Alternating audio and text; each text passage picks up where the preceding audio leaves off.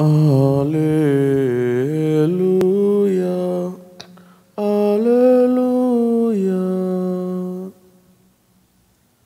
Alleluia, Alleluia. Allah Tuhan kami, Engkau kami puji dan kami muliakan. Kepadamu kepaduan para rasul bersyukur. Haleluya, haleluya. Tuhan bersamamu. Inilah Injil suci menurut Yohanes.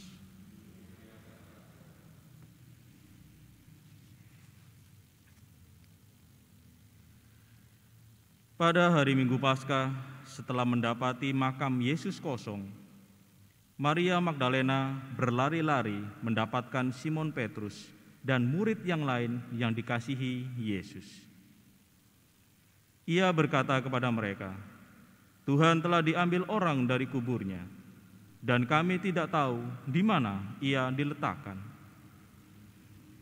Maka berangkatlah Petrus dan murid yang lain itu ke kubur. Keduanya berlari bersama-sama. Tetapi murid yang lain itu berlari lebih cepat daripada Petrus, sehingga ia lebih dahulu sampai di kubur. Ia menjenguk ke dalam dan melihat kain kafan terletak di tanah. Tetapi ia tidak masuk ke dalam. Maka tibalah Simon menyusul dia dan masuk ke dalam kubur itu. Ia melihat kain kafan terletak di tanah, sedang kain peluh yang tadinya ada di kepala Yesus tidak terletak dekat kain kafan itu, tetapi agak di samping di tempat yang lain dan sudah tergulung. Maka masuklah juga murid yang lain yang lebih dahulu sampai di kubur itu. Ia melihatnya dan percaya. Demikianlah sabda Tuhan.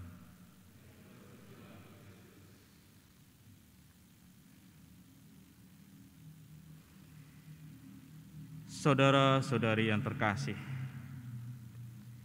barang siapa percaya bahwa Yesus Kristus adalah Anak Allah, maka mereka akan selamat memperoleh hidup yang kekal. Inilah tujuan Rasul Yohanes menuliskan Injilnya, kitab-kitab lainnya yang ditulis olehnya, bahwa Rasul Yohanes mengajak kita untuk percaya kepada Yesus Anak Allah, agar kita senantiasa beroleh hidup yang kekal. Kita akan selalu hidup, sebab ada kebenaran di dalam Allah Tuhan kita, Yesus Kristus. Landasan apa yang ditulis oleh Rasul Yohanes adalah iman kepercayaannya, di mana dia menyaksikan sendiri apa yang ia lihat, apa yang ia dengar, apa yang ia raba. Dan itu menjadi landasan pula bagi kita untuk percaya bahwa Tuhan Yesus itu sungguh ada. Rasul Yohanes, pemikirannya menjadi landasan teologis iman Katolik, dan nyatalah bahwa apa yang dituliskannya itu untuk mengajak kita agar senantiasa percaya tentang keilahian Yesus Kristus, bahwa Yesus adalah firman Allah yang menjadi manusia. Firman Allah dan Allah itu sendiri tidak dapat dipisahkan. Allah dan sabdanya yang keluar dari mulut atau kata-katanya, maka sejatinya itu menjadi manusia, yakni Yesus.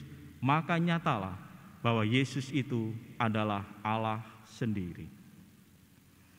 Dan sebagai Allah, Yesus Kristus senantiasa berada dalam keadaan murninya, keilahiannya, maka dia bangkit dari antara orang mati Kebangkitannya nyata, dan itu menjadi iman tersendiri bagi Rasul Yohanes yang dibagikan kepada kita. Sehingga dia ketika melihat kubur kosong, maka dia percaya bahwa Yesus tidak dicuri orang, melainkan bangkit. Sebab adalah sebuah kebodohan ketika mempertahankan kebohongan apabila itu dicuri oleh orang. Sedangkan rasul-rasul yang lainnya mewartakan kesaksiannya tentang Yesus yang sungguh bangkit, sampai darah penghabisannya menjadi martir semuanya. Maka nyatalah kebenaran itu, bahwa apa yang disaksikan oleh Rasul Yohanes merupakan kesaksian yang benar tentang Yesus Kristus yang adalah Allah.